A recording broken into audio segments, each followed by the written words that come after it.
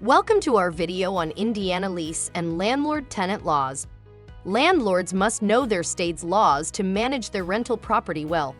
To help you do that, here are some important landlord-tenant laws in the Hoosier state. First, we'll talk about the lease agreement, the foundation of the landlord-tenant relationship. It's a legally binding contract that outlines all rules and terms of the rental relationship.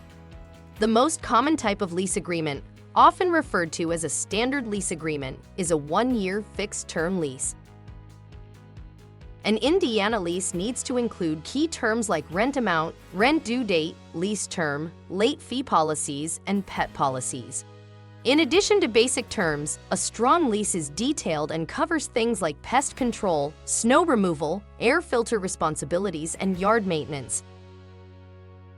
Plus, there are some additional lease requirements in Indiana. The lease must disclose the name of any individuals allowed on the property for management and provide an address for official notices.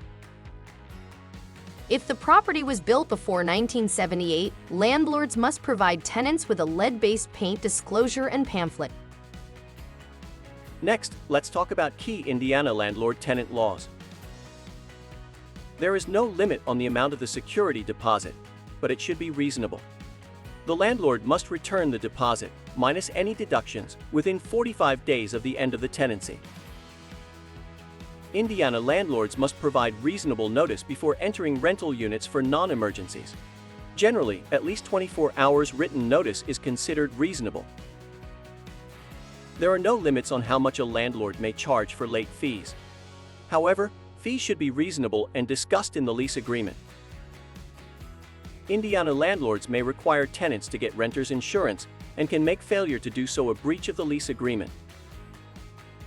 Landlords may charge up to $25 for a return payment fee. In Indiana, fixed-term leases terminate at the end of the period, unless otherwise stated in the lease agreement. Year-to-year leases can be terminated with 90 days notice from either party, and month-to-month leases can be terminated with 30 days notice from either party.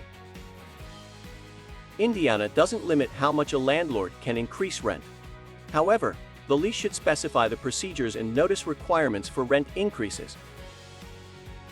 Finally, let's talk about key landlord and tenant rights and responsibilities. Indiana landlords must keep rental units in a habitable condition and make needed repairs. Tenants should promptly notify landlords of necessary repairs.